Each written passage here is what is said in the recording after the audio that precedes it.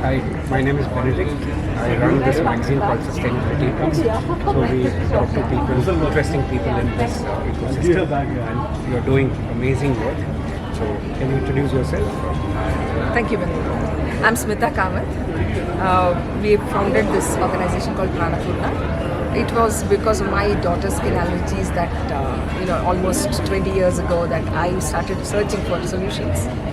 And I found it around 2011 at Oroville, some of the solutions I was introduced to. And then that's when I realized a lot of the answers were in the way our ancestors, our grandparents lived. And I was introduced to a few of those solutions when I was a child.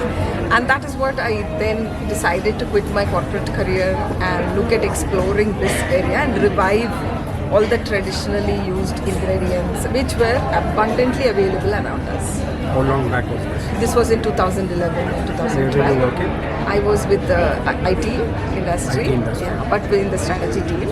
I'm not a coder, but more in the consulting. So also I think all the corporate life also shaped my thinking about the big picture thinking and the systematic way of doing things. So that is what has helped us also in creating this organization.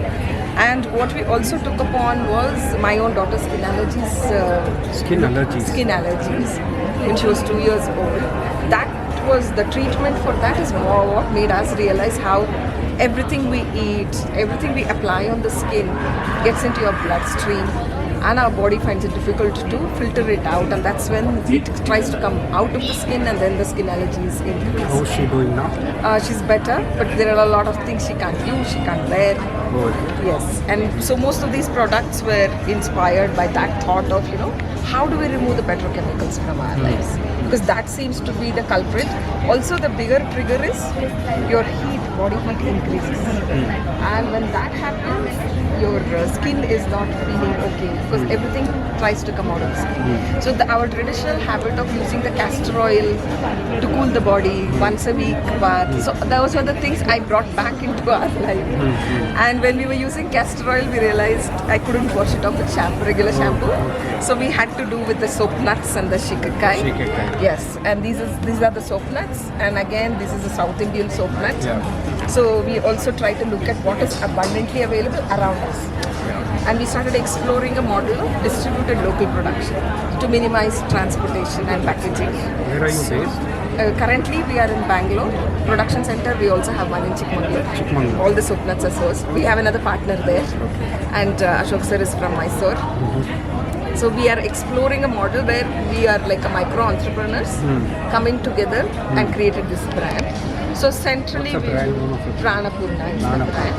Yeah, we are also on Instagram. By the same handle. What is it behind it? Yes, PraanaPoorna also means full of prana. So ours is, one is bio-based, we use the raw material. Second, we go to the raw origin form of it. None of our raw materials are processed. Everything comes from the raw origin form and we process everything from scratch.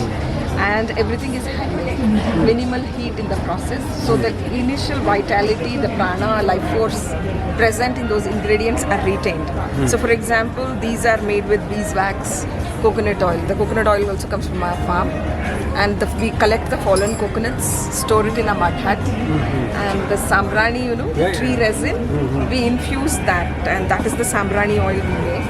And then dissolve the beeswax in that, and that you get a creamy texture. So the beeswax also, we do the unrefined beeswax, so which still retains some of the goodness of the honey, the pollen, everything is still there, which is the propolis is a hugely beneficial. So like this, we are trying to see how unrefined raw form, minimal processing, we can bring it back. So most of the materials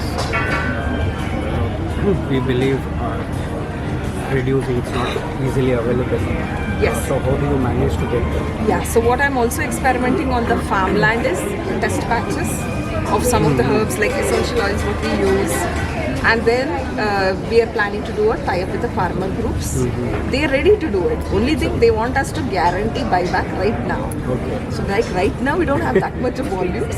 So currently we are sourcing all the essential from the farmers. There is an institute called CMAP. That's the Central Institute for Medical and Aromatic Plants. We are sourcing from their farmers. So directly based from here, CMAP, we have one new center here in Bangalore as well.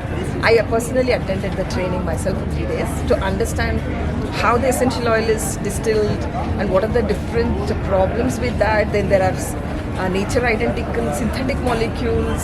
So there is so that is why the essential oil price can vary single digit to double digits. So when I was trying to source, we actually went through a lot of process in trying to identify original before I source. come to this very interesting title that you have of spiritual ecologist, so let me ask about the pricing of your product. So most of it, because I understand it's very expensive to get them and produce them, but the premium on this is that it's not very accessible even to lower middle class consumers. So what is the solution? So actually if you see this is made with pure beeswax.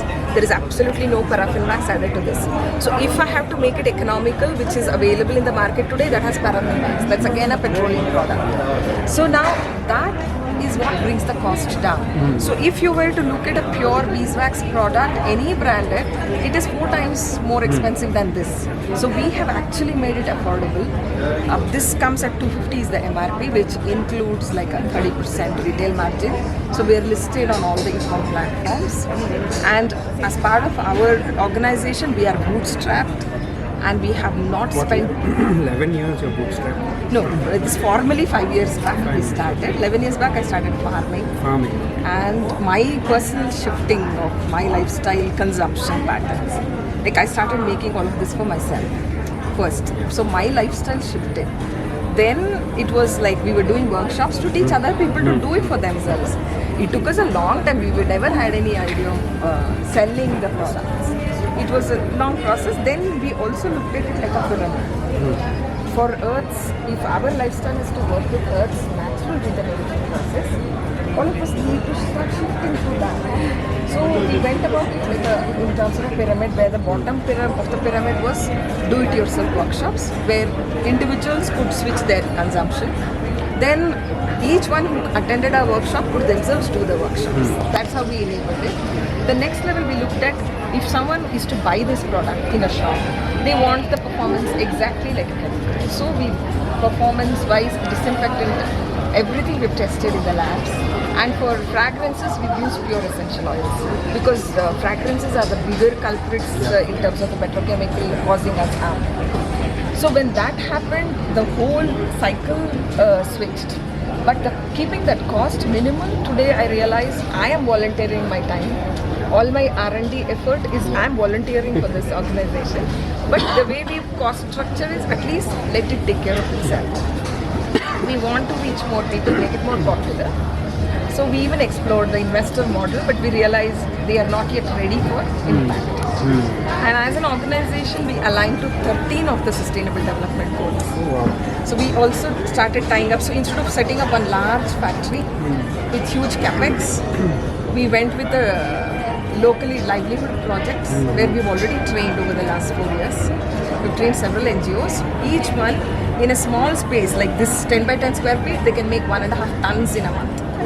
And source all that from, like Madiwala market generates 100 to 200 kg lemon sometimes in one weekend.